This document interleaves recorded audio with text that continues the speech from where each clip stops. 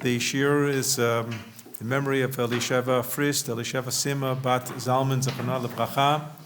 I will also take the opportunity to dedicate this morning's shir to memory of my dear uncle, Rabbi Aaron Ziegler, Rav Aaron Ben Tzvi, and my Aunt Libby is here, and she should have Richut Yamim and good health for many, many, many, many years. Dror Yikra. Dror Yikra levein im bat v'yunzachem kemo vavat. It's even hard to read the words because we always sing it. I mean, most people don't know the words; they just sing it.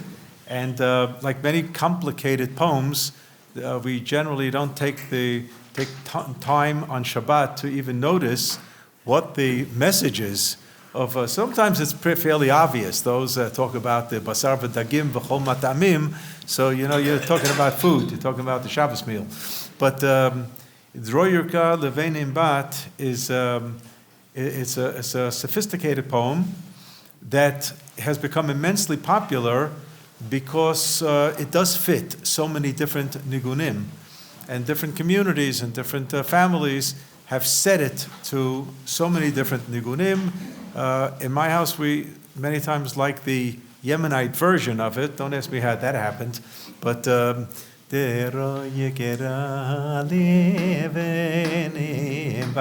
So a few minutes before, I just played that as one of the Dror Yirka options.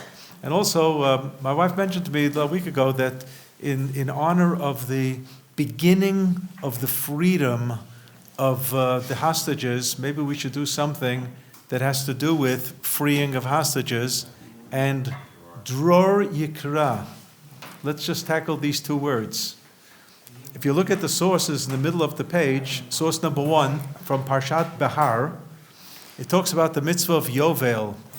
After 7 cycles of Shemitah, 7 times 7, so you have the 50th year, the Yovel year, and there it says, Ukratem v'kidashtem et shnata chamishim shana, shall sanctify the 50th year, Ukratem dror ba'aretz l'chol yoshveha, and freedom will be announced throughout the country, throughout the land. Right. This pasuk, by the way, is on the Liberty Bell. It's on the Liberty Bell in Philadelphia. That's where the original is, and there's some replica in Gana Palmon in the Liberty Park Liberty Bell Park. And it's this pasuk, Ukratem dror ba'aretz l'chol yoshveha, Yovel hi tiyeh lachem, the Jubilee year shall be for you, v'shavtem ish el achuzato, v'ish el mishpachto tashuvu, people will return to their plots of land that they may have bartered, and slaves will return. There will be shichrur avadim. Slaves will be returned. It means those, we're talking now about Eved Ivri, Jewish slaves, and Jewish slaves basically means employee plus. It's not just an employee the way we have it, it's a little bit more than being an employee. You're still Jewish, you still have to keep mitzvot, you are somehow in the framework of somebody's hands for labor, for tasks, whatever they may be. The Torah says, "Lo tirdeh bo b'farech," that if you have an Eved Ivri, you're not allowed to overburden him with terrible tasks and so on.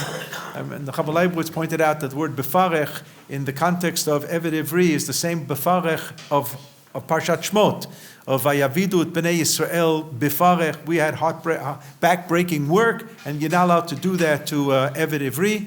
So it's basically a person who does not have full freedom of his day schedule. Somebody else is scheduling it for him. He has to do certain tasks, but nevertheless, he's still Jewish, as opposed to Eved Knani, a non-Jewish who's just does a piece of furniture, actually, in in the owner's house. Yeah.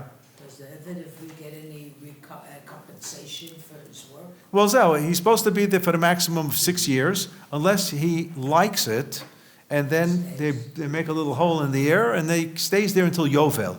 So maybe he's satisfied. Maybe he's a person who's not happy with his private life, and now Listen, he has food, he has room, board, and even a wife can be given to him, except that the children won't belong to him. So it's a little bit of a sticky issue here. The truth of the matter is, I was trying to figure out how an Eved Ivri would feel, and I did figure it out when I did my basic training in the army. That's Eved Ivri. Because you're still Jewish, you have to get up and daven and put on tefillin and everything, but you can't decide what you want to do. Somebody's deciding on your behalf. So it's a little bit of an Eved Ivri situation. But and the Eved Ivri will be all of them, no matter what. Ukratem Dror ba'aretz b'chol yoshveha. So there's something about being let out. So I wouldn't call Eved Ivri imprisoned, but nevertheless, there's something about let free. In the context of the poem, Dror Yikra, Levein im bat, which means for men and women, not just for children, for men and women. It's going to be something about Shabbat. Shabbat is a day of Dror, where perhaps we're locked into our weekday cycle of work and weekday cycle of activities, and on Shabbat, you are free from those burdens of the weekday. So that's where the Dror comes in. But if you look at source number 2, the Ibn Ezra, on a pasuk in Tehillim Perek Pei Daled that mentions the word Dror, so the Ibn Ezra defines Dror as the name of a bird. Shem of minagen, it's a bird that chirps, that sings. Ulai nikra kain, why was this bird called Dror? Bavur she'ein minhago linagen kol zman she'eino chofshi. In other words, if this bird is somehow in a cage and not allowed to just be free, it's not going to sing. But when you let it out, it's going to sing. So the Ibn Ezra says that's why it has the nickname Dror, because Dror means freedom, and this bird will sing when it is free. V'zeh ha'of yaduahu b'Sfarad. Ibn Ezra, who comes from Spain, says, we know about this bird in Spain. Now that's going to be important with regard to the author of the Dror Yikra, whose nickname is Dunash. Dunash, it says on top, HaMachaber, Dunash, and I don't think anybody gave anybody at a Brit a name, Dunash. Almost sounds like donut, but right. But his name was Rabbeinu Adonim Halevi. I'm not familiar with that name either, Adonim. Rabbeinu Adonim Halevi ben Lavrat. Lavrat, again, where is that from? Or where is he from? So we know he's in the 10th century. And he was born in Baghdad. Some claim that he was a grandson of Rav Saadia Gaon. Could be, but that he was influenced by Rav Saadia Gaon, that's not a question. It shows up in many of his poems. So, and not just his poems, but also we know Dunash as a grammarian. So when we grew up studying Chumash and Rashi, usually the class Rebbe would skip a Rashi that dealt with dikduk, that dealt with grammar, for the very simple reason that he himself didn't know the rules of grammar. Because grammar was not studied in yeshivas. Why wasn't grammar studied in yeshivas? It most probably had to do with the Haskalah, the Enlightenment era, where it was the beginning of the Reformed Jewish movement in Germany and in Western Europe, and the early intellectuals of the Reform movement focused on the study of Tanakh, and the study of Tanakh without Torah Shebaal Peh, without the oral law, without Mishnah, without Gemara, but going into the grammar and so on. As a knee-jerk reaction in the world of yeshivot, Tanakh went off the radar, and it was not studied, not in the syllabus at all. And the one who had the great zchut of bringing it back on the syllabus was Nechama Leibowitz.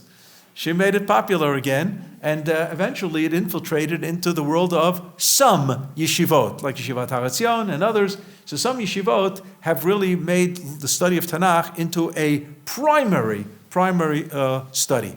But our Rebbe of Soloveitchik Zal, the Rav, he knew the grammarians, and occasionally he would quote Dunash or quote Ibn Jinach or Menachem ben Saruk. And Ibn Ezra, everybody knows of Ibn Ezra. Why? Because it's printed in the Mikraot Gedolot big chumashim. But many people never looked into the Even Ezra because they also didn't know the rules of grammar. It didn't concern them. And when Rashi quotes something of a grammatical nature, the Rebbe would skip it because he didn't know the grammar either, and so on. So there's something about grammar that was a turnoff in the yeshiva world. And today, there's a renaissance to the studying of Hebrew grammar and so on. The one who really did deal with grammar and try to base his perush on grammatical forms was Shamshon Fal Hirsch. If anybody familiar with the Hirsch commentary of Torah, so he's very much into the proper grammar and so on. There's a joke that was said, but you have to understand that I gave the background now, and you'll hope you see the humor in it, where a Hasidic Rebbe gave a drasha, and he says, why is the word Bahalotcha Tanerot? Why does it end with a chaf? Why does it end with a chet? Why does it end with a chet? It's a remes to 8 days of Hanukkah. So a chassid said, Rega, it's not a chet, it's a chaf. It's a chaf sofit. So the Rebbe yells at him and he says, Kaifa apikairis, you're learning digduk. And what are you learning digduk for? It messed up his whole drasha, Beseda. Okay, so let's see. Now we know what the word dror means. It means freedom, calling out to freedom. Dror Yikra, we can announce freedom. Leven im bat, for the son and with the daughter, which means Am Yisrael here. V'yintzarchem kimo vavat. Nitziram here means shmirah, means guard. Kadosh Baruch Hu somehow Kadosh Baruch Hu is going to guard us from the pupil of the eye. Bavat here is bat ayin, and I brought a few psukim just to substantiate this. In source number 3 from Parshat Hazinu, Yimtzaeu be'eretz midbar ubetohu yelel yishimon yisovavenu yavonanehu yitzrenu ki ishon eino. Ishon eino means the pupil of the eye, and occasionally that is called bat ayin, as you see in Zechariah, the next source, Zechariah Perek Bet, Kicho Amar Hashem Tzvaot, Achar kavod shalachani el hagoyim asholim etchem ki hanogea bachem. If anybody touches you, Kadosh Baruch Hu is talking to the umot olam, the nations of the world. If anybody touches you, Am Yisrael, nogea bivat eino, is basically attacking a Kadosh Baruch Hu who's got his eyes focused on Am Yisrael. This is almost a restatement of the pasuk in Parshat Ekev and Dvarim, Tamid Einei Hashem Elokecha, Merishit Hashana ad Acharit Shana. Kadosh Baruch Hu is always gazing upon Am Yisrael. Tamid Einei Hashem Elokecha ba Merishit Hashana va ad Acharit Shana. And in the context, by the way, there is Eretz Yisrael, and the Ramban points out that this unique hashgacha, supervision of a Kadosh Baruch Hu over Am Yisrael is an Eretz Yisrael concern, and not a Chutz La'aretz concern, which is very, very scary. But that's the way the Ramban understands it. So the bat ayin, or in this case, v'yintzarchem kimo vavat, is a combination of the usage of yitzrenu ki ishon eino or bevavat eino. But that's what it means. It means that a Kadosh Baruch Hu is watching over you, watching you like a hawkeye. Ne'im shimchem v'lo yushbat. Ne'im shimchem means your name is going to be sweetened. Whose name is going to be sweetened? Obviously, it refers to Am Yisrael. What does it mean, v'lo yushbat? It almost sounds like you're not observing Shabbat. It actually doesn't mean that. It means you've never forsaken. In this case, the yushbat goes on giving up. You've never forsaken the Shabbat. Shivu v'nuchu b'yom Shabbat. You are resting on the day of Shabbat, and therefore your name in plural, it's Am Yisrael, Jews throughout the world who are observing the Shabbat, who've never forsaken the Shabbat. It should be pleasant for them. Okay, so that's a nice introduction about Shmirat Shabbat. But then he digresses to issues that we've talked about in the context of other Zmirot, and that is the redemption theme. The fact that Am Yisrael is in the Galut, he's sitting in Spain. One second, he was born in Baghdad. How did he get to Spain? So he was born in Baghdad, the author, Dunash, and he migrates to Fez, Morocco. That's already the western corner of Africa, North Africa, and he's educated there, and then crosses the Gibraltar Straits and makes it to Spain. So he is really one of the Spanish Spanish poets. Menachem ben Saruk, one of them, was his good friend who wrote a book on grammar, and this Dunash writes a critical review of Menachem ben Saruk's grammatical book, where he criticizes him over 300 times. Criticizes him in the sense he argues with him. He says, he's got, my buddy's got it all wrong. And there was a big machloket, there was a big dispute. Does the basic Hebrew root carry 3 letters, the way we grew up with it? The shoresh has 3 letters. Perhaps it has 2 letters. Perhaps it has 4 letters. The grammarians were not at home with one set of rules, so they were trying to build the rules based on their understanding of Tanakh. And that's what was happening in the 10th, 11th century in Spain. And here you have Ibn Ezra is a little bit later, and he's picking up on all these grammarians. Eventually, some of it makes it to France, where Rashi becomes aware of it and integrates some of these grammatical comments into his Parshanut. Fine. But what happens here is he's now looking at the third Beit HaMikdash. Drosh Navi Ve'ulami. Navi here is Naveh, is one of the nicknames of the Beit HaMikdash, Naveh. And the Ulam, the hall, the Heichal of the Beit HaMikdash, they're both referencing Beit HaMikdash. The word Drosh, what does that mean? So sometimes we think of a drasha. Okay, fine. He's not giving a drasha here at all. The word drosh actually means to seek out. Right. It doesn't mean, in this case, it means to seek out. To seek out. L'chapes in Hebrew. Right. So the great pasuk is l'shichno tidreshu vatashama, where you have to seek out the place of the Beit HaMikdash. L'shichno tidreshu vatashama. And for sure, he's got that pasuk in mind when he writes, Drosh Navi ve'ulami. There's the pasuk, v'darashta v'chakarta, in the context of edut. Those who are learning Daf Yomi now are talking about the drisha v'chakira. And drisha means you have to investigate. You have to investigate. So the word daresh means to examine and search and find out and so on. Seek out. Drosh navi ve'ulami. He's asking that we should have the opportunity to seek out the Beit HaMikdash. Ve'ot ye'esha aseh imi. And he should give us a sign. Ot means a sign he should make for our nation. Yesha means Yeshua, means of some type of help, of salvation, redemption, whatever word you want to use. But give us a sign that this is on the way. Drosh navi ve'ulami, and give us a key, a clue that it's on the way. And not just Beit HaMikdash, nitas sorek b'toch karmi. So plant, it has something to do with grapes, it has something to do with wine, and within my orchard, my kerem. What does that mean? Where do you have the word sorek? So if we look at source number 5, from the brachot of Yaakov Avinu to his son Yehuda, it says, among other things, Osri la gefen iro, vela soreka bini atono, ki beis bayayin livusho, uvadam anavim suto. It's all about wine. And gefen and sorek. So sorek is a nickname for the wine. And what Dunash says here is netas sorek b'toch karmi. What is he talking about? So there are 2 explanations what he might be talking about. One is, he was referring to the sorek is Am Yisrael, and the kerem is Eretz Yisrael.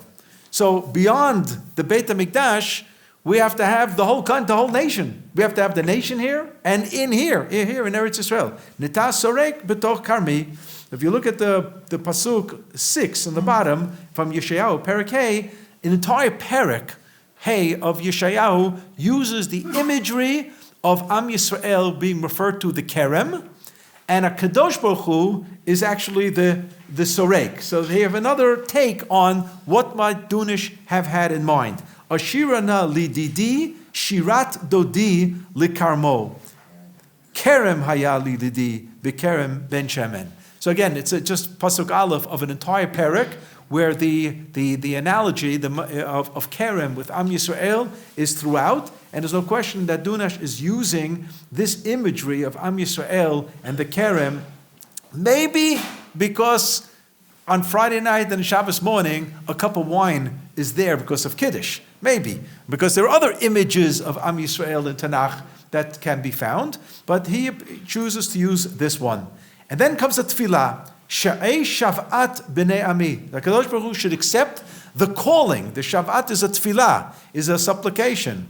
Kadosh Baruch Hu should accept the tefillah of your nation. So what's the tefillah? The tefillah is, we'd love to see the Beit HaMikdash, we'd love to see Am Yisrael here in Eretz Yisrael. That's the tefillah. And again, the spirit of Shabbat allows us to bring out these, longings for what would become the eventual the Geula. But that cannot happen, as we have seen in previous poems, without the eradication of evil.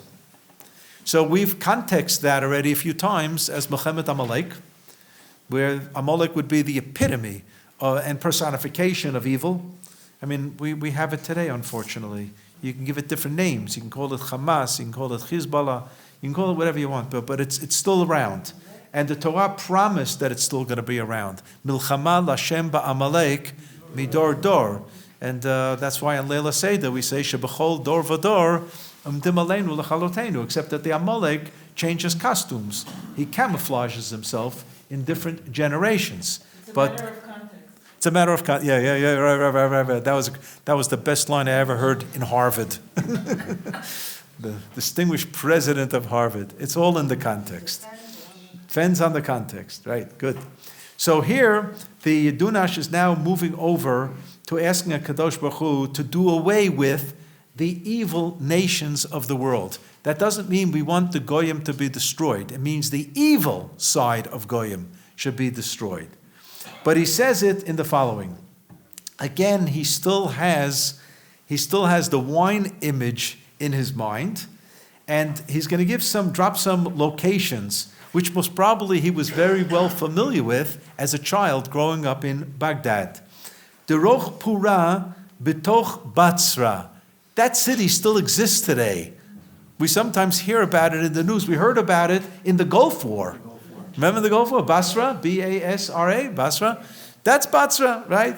And those who sing the Zmirot, like some people think it's a mitzvah to sing everything in the Birchon, everything. Some sing one song, right? And some, when they say, let's sing something, they kick up Shir Amalos. Right? That's the Litvaks who say Shir Amalos. Right? They don't sing it, no. You ever hear a good Baal Tefillah from Lita? That never happened. From Poland, from Galicia, Chassidim, you get a Baal Tefillah. Right.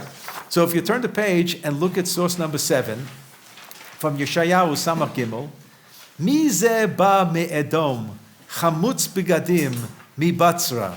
Right? We're familiar with the song, the Zmiris, Bevaya me Edom, chamutz begadim, zevach lai bevatsra, v'tevach lai bevoigdim. Right? We sing this, sometimes the Sudash Lishit, sometimes in the morning, but it's in the Zmirot in the morning. But some Shtiblach would sing this for Sudash Lishit. Bevo me Edom, but it's this pasuk reworked, this pasuk. And the next pasuk Gimel, Pura darachti levadi. So what is the Pura here? Pura is what's called in Hebrew a gat. It's a wine press. It's a wine press. If I'm not mistaken, there's an excavated wine press at Yeshivat Har Etzion, right in the lobby, the corridor coming outside the new Beit Midrash. They excavated. It's either an oil press, but I think, if I remember correctly, it's a gat, because the difference between a gat and a Beit Habad, which is the wine oil press.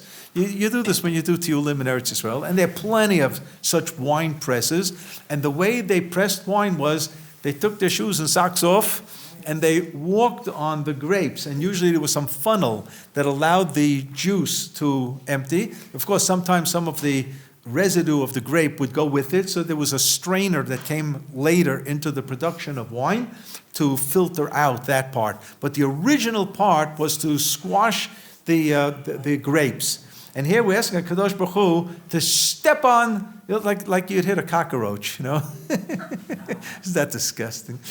You step on the cockroach, right? More disgusting than when you take up the shoe and you look at it. That's even more disgusting. Ball. You never saw Lucille Ball. Lucille Ball, no? Yeah. Oh, really? You're No, too no, young. not too You're young. too young. I remember Lucille Ball, but I don't remember that. Mizeh ba miyadam rab. Depura darachti levadi ume'amim ein ish iti ve'edrachem ba'api ve'ermiseim b'chamati. Kadosh Baruch Hu will annihilate them with his anger and so on. But the image that Yeshayahu is using is stepping on them like they're crushing the grapes. And that's the phrase in the poem. Let's go back. Dror pura b'toch Batzra, in the city of Batzra. Now why? V'gam Bavel asher gavra. And also on the Babylonians. They have to be overtaken. Now there happen to be different girsaot, different versions of this line. One is Deroch Bavel b'toch Batzra, v'gam Edom asher gavra. Now you will notice in some of the Birchonim, so I'm sure you have at least 2,500 Birchonim at home from all the smachot that you've attended.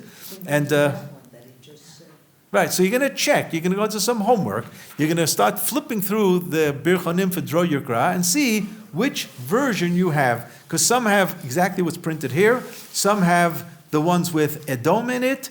And Edom, as we've said, is Rome. So Bavel is the Babylonian exile, first Beit HaMikdash. Rome is the second Beit HaMikdash destruction. So you have the both exiles being mentioned here. And HaKadosh Baruch Hu should step on all of them. So if it's Batzra and Bavel, somehow he's referring to the destruction of the first, which really carried the destruction of the second also. And we say in Eicha, Chadesh Yameinu Kikedem, we're not asking to go back to the second Beit HaMikdash, we want to go back to the first. So it's the first Beit HaMikdash that was in its great glory. So that was destroyed by the Babylonians, that's symbolized by the two big cities, by the nation, Bavel, and the big city, Batzra. But there are those who say, no, he spoke about Bavel and Edom. Droch pura betoch Bavel, v'gam Edom asher gavra. But the theme is the same.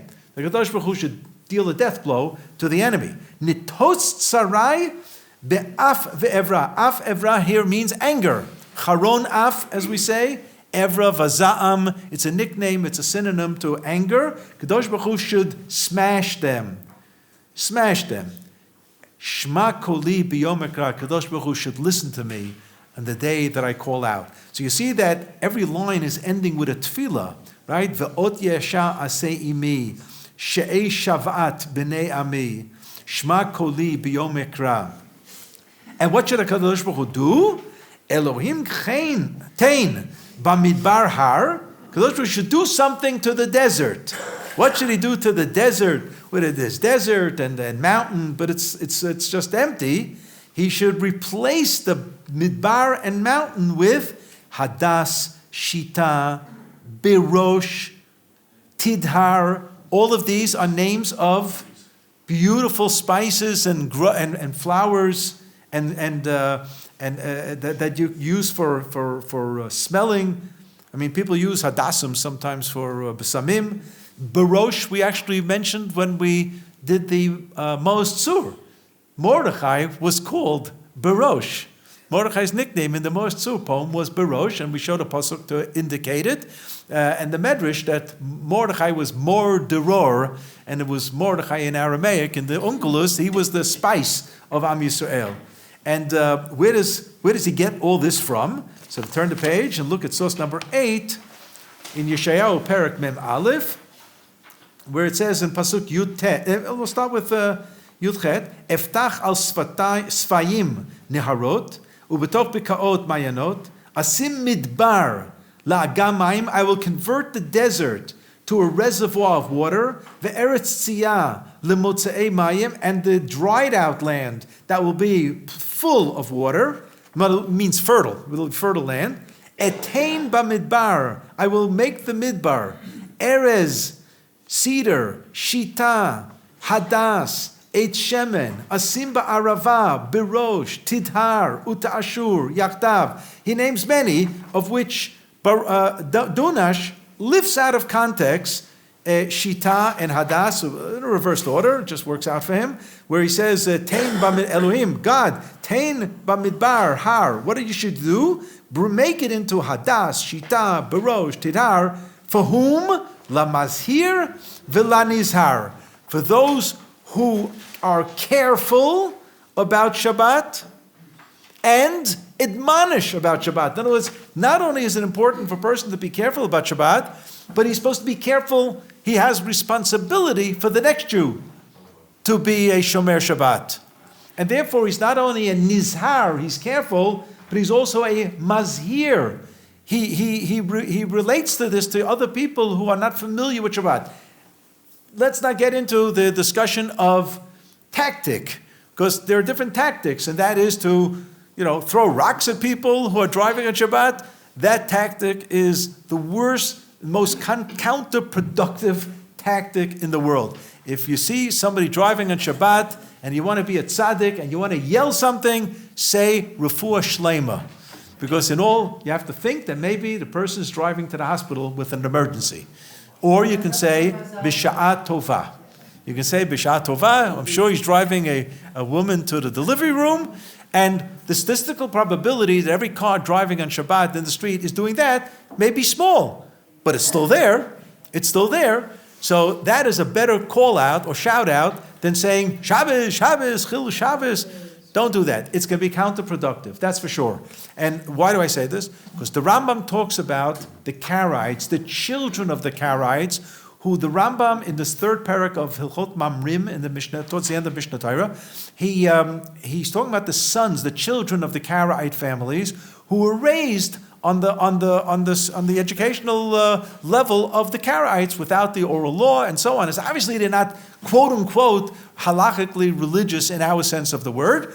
The Rambam says you have to, by darkei shalom, with all kinds of means of attraction, peaceful, with harmony, and that's how you pull them. You try to attract them, and so on. Certainly not to do something that would be counterproductive. The Rambam lifts out of context a phrase that's found in Masechet Shabbat in a completely different area of halacha.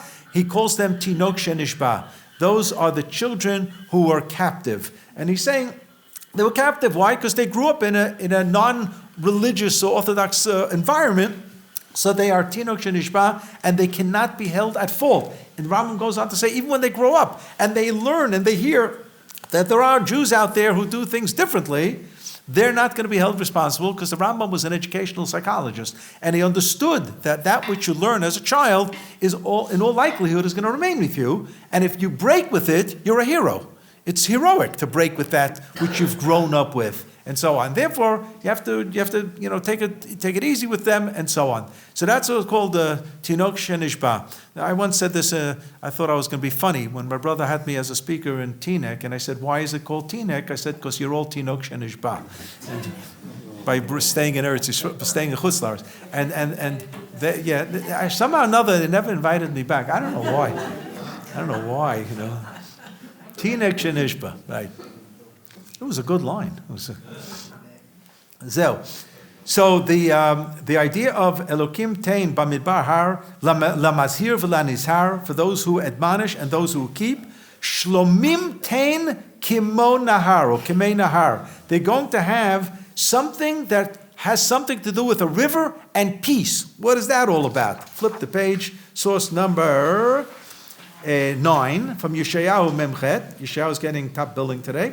Lu hikshafta lemitzvotai, had you observed my mitzvot, had you listened to my mitzvot, vayehi kanahar shlomecha v'tzitkatcha kigalei hayam. You would have been like a peaceful river, flowing nicely, as opposed to a stormy river, where it becomes a dangerous situation. But so nahar shlomecha means easy rider. It's going to be peaceful river, and that's what Duna says. Shlomim tein kimo or kemei nahar. Kemei nahar, not kemo, kemei, like the rivers, the water of the river. It will be like shalom, shalom shlomecha, nahar shlomecha. Fine. And now I guess to the last stanza. Hadoch kamai el kana. Again, he's talking to the Kadosh Baruch Hu, who is a jealous God. That's already mentioned in Aseret HaDibrot, Elkanah. The Kadosh Baruch Hu is a jealous God. He will take revenge over those who we have to take revenge from.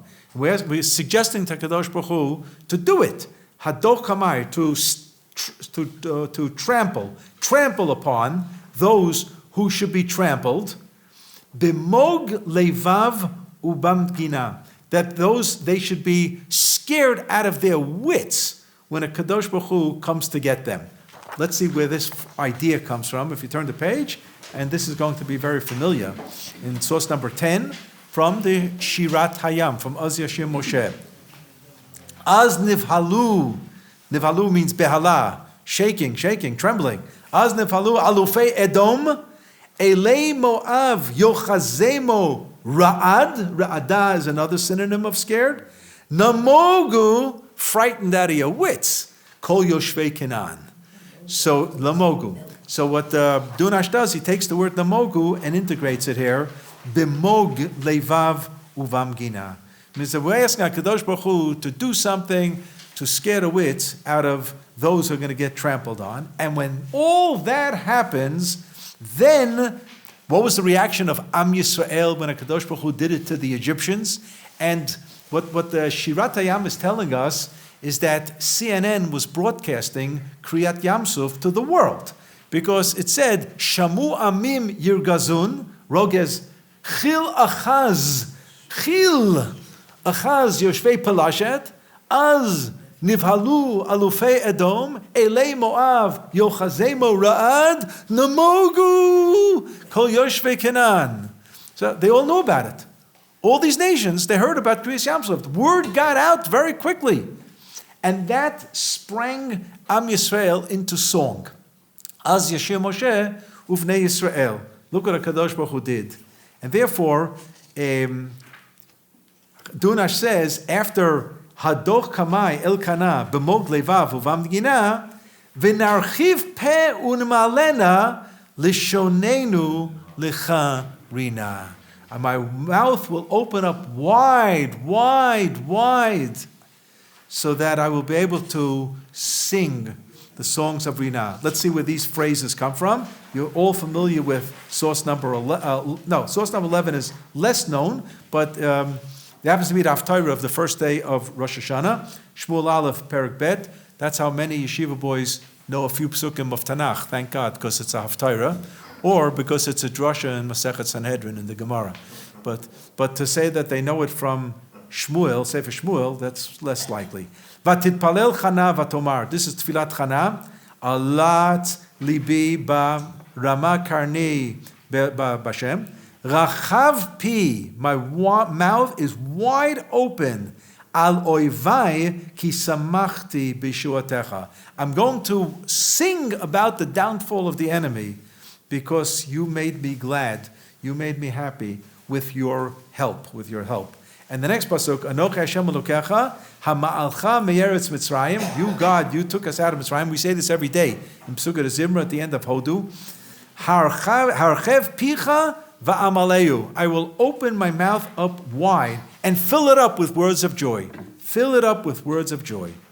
And the next phrase comes from Shir HaMalos.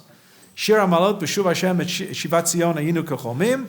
Az yimalei schok pinu. Then Ulshonenu Rina. So what Dunash is saying is Hador Kamai Elkanah b'mog levav uvamgina v'narchiv pe unimalena. I will open my mouth up wide and fill it up with what? Lishonenu lecha Rina.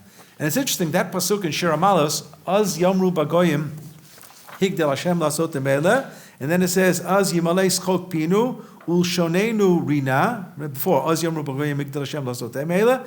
So the Gemara says in Masechet Brachot that in our day and age we have to limit the amount of of enjoyment. Limit the quantity of enjoyment. We have to, and we do, and that's based on the pasuk of Al Narat Bavel.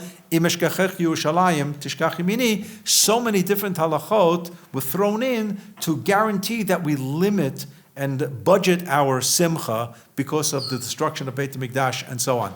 That's why under the chuppah we have so many.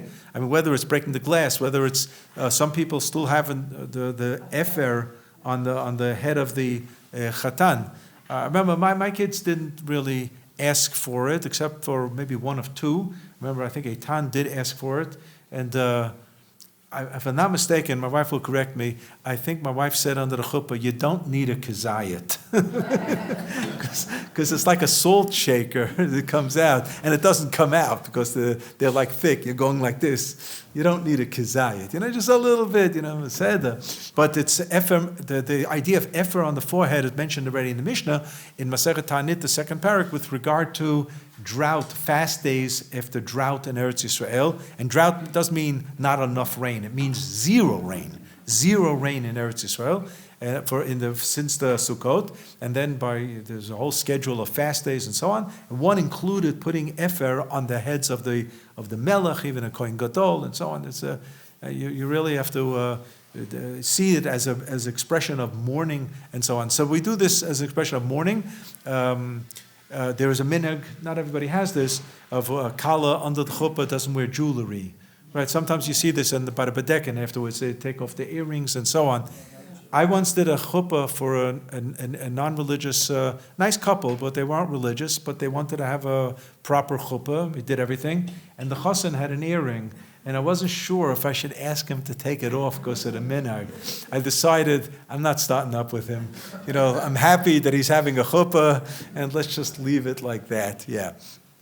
But there are so many different minhagim of when you paint the house, they say to leave over something zecher lemikdash. I always say that every kablan in this country is machmer. Always leave something over. There's no kablan in this country that didn't think of zecher lemikdash and left something undone, right? Both temples. In what? Both temples. For both Beit HaMikdash, yefeh, for both Beit HaMikdash, right? He's machmer. I said he's machmer, for sure. But in all seriousness, it's something that Am Yisrael for 1900 years we live with this. We live with Zeichel HaMikdash at the Seder night.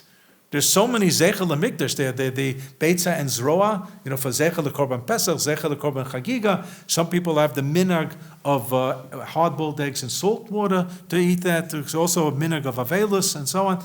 It's there. We've grown up with those kind of... What? Right, the sandwich of Hillel, Zeichel HaMikdash Keilel, because the original nusach was al matzot umrorim yilchluhu, Pesach matzot umrorim, because he made a sandwich with Korban Pesach and put the matzah and maror in the Korban Pesach, because maror wasn't an independent mitzvah. The mitzvah of maror was to eat it with Korban Pesach. It's like nobody eats horseradish. It goes with gefilte fish, right? So the horseradish with gefilte fish is the maror with the Korban Pesach. But in the absence of Korban Pesach, Chazal made an institution we should still eat maror independently as a rabbinic mitzvah. And that's why there's a bracha. Maror. But days of Beit HaMikdash, nobody made a bracha on maror because it wasn't a mitzvah to eat maror. It was a mitzvah to eat Korban Pesach with matzah and maror. Except that matzah, there's an independent pasuk. That's why there's a mitzvah of matzah even without Korban Pesach. Fine. So oz yimalei schok pinu ulshenenu. Then, when there'll be Shivat Zion, Shir HaMalot B'Shuv Hashem Shivat Zion, Hayinu Kecholmim. So then, in those days, when then we'll be able to open our mouths wide with what they call in English full-throated praise. But now we have to limit ourselves a little bit.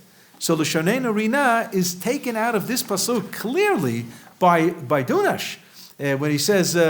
V'narchiv peh u'nemalena l'shonenu l'cha rina. Just a word about the Shir HaMalot B'Shuv Hashem Shivat Zion Hayinu Kecholmim. So I remember very vividly in 1979. Some of you may recall this as well. When there was the peace treaty was signed in Washington with the then President Jimmy Carter, who's no longer with us, and Menachem Begin, Alav Shalom, and Sadat, right? So it was a very moving ceremony out on the lawn of the White House. And Begin's turn to speak, so he spoke fine. And then at the end of the speech, he puts on this big black kippah, and he started reading Shir HaMalos. Shir HaMalot b'shuv Hashem et shivat Zion, and he says Hayinu kechomim, and he repeats it, Hayinu kechomim, and then he goes on. Do you remember Begin's intonation? Hayinu kechomim, Hayinu kechomim. Right? That's how Begin sounded. And then he went on to speech, and it was very weird. In the dinner that they had at the White House, so there was a Kiddush Hashem after Kiddush Hashem. The first was that they knew that Begin was careful about kosher food, so they were going to have airline meals, for him. Like when you fly Delta Airlines and you order kosher, you get this triple wrap plastic. And Begin said, because they're going to be Jewish dignitaries there, whether they keep kosher, don't keep kosher, he was worried about lifnei iver lo titen nichshol. He didn't want anybody to eat non-kosher, and therefore he said there'll only be a meal if everything is kosher. And the White House drafted rabbis from Silver Spring area and Washington to kasher the White House kitchen, the stuff that we would do in the Air Force, before Pesach in the Army. So they kashered the kitchen. They had a buck. Imagine Nebuch, the White House, on taxpayer money, had to buy a new set of dishes. I mean, the anti-Semites could have had a field day on this one. And it was a kosher meal. Because Begin said if he's eating kosher, everybody's eating kosher, and he's not eating out of plastic wrappings. And they did it. They did it for him. And then he gets up there and he makes a speech. And he's going to explain why he said, Hayinu kecholmim, we were like dreamers. Shir HaMalot, b'shuv Hashem et shivat Zion. We were coming back. This is the flip side of Al Narot Bavel, Sham Yashavnu, Gam Bachinu, B'zachrenu et Zion. Leaving Eretz Yisrael, going to Bavel, and we were crying, and so on. And now it's the flip side. Shir HaMalot, b'shuv Hashem et shivat Zion. We're coming back. Hayinu kecholmim, we were like dreamers. And the pshat is, if you're not a dreamer, you're never going to make it. You have to dream. You have to continue to dream. And you dream for Eretz Yisrael, and then you dream for Yerushalayim, and you dream for Har HaBayit, and then you dream for Beit HaMikdash, you dream for Kodesh Kodeshim. You have to keep dreaming, and that's Hayinu kecholmim. So Begin's going to explain why he said Hayinu kecholmim twice. He said he had a dream. It almost sounds like Martin Luther King, which last Monday was his, 2 days ago was his birthday. He said he dreamt that he went into the Oval Office of the President of the United States, and he saw on his desk there were 3 telephones. There was the red phone, the white phone, the blue phone. So he asked the president, says, what do you need 3 phones for? So the president said, the blue phone, he said the red phone is to Moscow, it's the hotline. In case of a national emergency, a global emergency, you have to talk to Moscow. Fine. What's the blue phone? The blue phone is to London, because the headquarters of NATO is in London, and therefore if there's a regional problem, we have to talk to London. What's the white phone? So the president says, it's to God. Okay, a phone call. So Begin asked the president to use that phone. He says, yeah, once a year we get New Year's greetings. Okay, fine. Then the dream continues. The second dream, Hayinu kecholmim, second dream. The second dream is here in Yerushalayim, in the Prime Minister's office, and President Carter comes to visit. And he enters into Begin's office. What does he see? 3 phones. There's the red phone, the blue phone, and the white phone. So President asked the Prime Minister, he says, Mr. Begin, what do you have? Well, the red phone is for Washington. If we have a problem, we have to call Uncle Sam. Okay. What's the blue phone? We also have to talk to London. It's also important, regional. What's the white phone? White phone for God. So the President says, do you use the white phone? Oh, yeah, several times a day. Here it's a local call. That was a Kiddush Hashem. It was a Kiddush Hashem. And when he actually said that story, he said the president came to Jerusalem, D.C., and everybody thought Begin fell off his chair because it's Washington, D.C. He said, oh, you don't know? It's David's capital. Jerusalem, D.C. And he got a standing ovation right then and there. It was such a Kiddush Hashem. The Rosh Hashanah comes to the White House and reminds them that Yerushalayim is Birat David HaMelech Lanetzach. Ein kamo, mamish. That's why when Begin was elected, I wrote this in my book on the Rav's Conversations, when Begin was elected, so the Rav told me that we had 4 Roshei Memshalah Israelis. Finally, we have a Yid. He said, finally have a Jew. Begin was born in Brisk. You have to understand that. They were Landsman. They were Landsman. He knew the family. And when Begin came to the States to visit, the Rav spoke to them in Yiddish. All right, let's finish up the poem. What does DC stand for again? What was that? DC. David's capital. Birat David HaMelech. David's capital, yeah.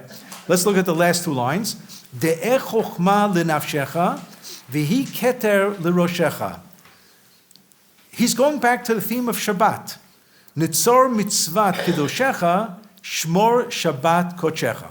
The last two lines, as the poem began with Shabbat, the first two lines, the last two lines end with Shabbat. De'eh chochma l'nafshecha. On Shabbat, you should utilize the time to expand your wisdoms, which means you should be studying Torah on Shabbat. And that will be the crown for your head. Nitzor. Remember in the first line, he used the word v'yinsarchem, the same word he used at the end. And you will guard the mitzvot, the holy mitzvot, and you will keep the Shabbat kochecha. This notion that Shabbat, the utilization of the day of Shabbat, it's not that you're not working, but then HaKadosh Baruch Hu said, twiddle your thumbs. But there's something to do on Shabbat. So there's a section here in source number 14, the last source, from the Tur. So who's the Tur? The Tur is Rabbeinu, the son of the Rosh. He's, I'm sorry? Right, Rabbeinu Yaakov. Rabbeinu Yaakov ben Asher. Rabbeinu Yaakov ben Asher was actually born in southern France. He was the son of the Rosh. Rabbeinu Asher ben Yechiel actually studied in Worms. He was Ashkenazi trained in the school of the Maharam Rutenberg, end of the 13th century. But there were many, many, many pogroms going on at the time, and the Maharam was incarcerated, and he was imprisoned, and after he dies in prison, his body's not let out for burial for 14 years. But the Rosh, Rabbi Asher ben Yechiel, flees the scene, and he ends up in Spain. And he becomes a rabbi in Toledo. It's not we are actually familiar with the idea of a Ashkenazi rabbi serving in a Sephardi setting. It happens in the 16th century with the Chacham Tzvi, the father of Rabbi Yaakov Emden, who was thoroughbred Ashkenazi. But Rabbi Yaakov Emden's father, the Chacham Tzvi Ashkenazi, that wasn't his family name. The Sephardi community from the Megorshei Sfarad, those who are refugees from the Spanish Inquisition who made it to Holland, so they engaged his services to be the Rav, so they called him the Ashkenazi, because he was like the exception. Everybody else was Sephardi. So that has happened, and those who know, remember from Brooklyn, Flatbush, Rabbi Zvulun Lieberman, he was the rabbi of the Syrian Jewish community in Flatbush. So this has happened. Or can you get better than the Spanish-Portuguese synagogue in Manhattan? This is Rabbi Meir Soloveitchik. I mean, that's a riot. I mean, he had to have a tutor. He told me he had a tutor to make sure that it doesn't slip with Sephardi minhagim.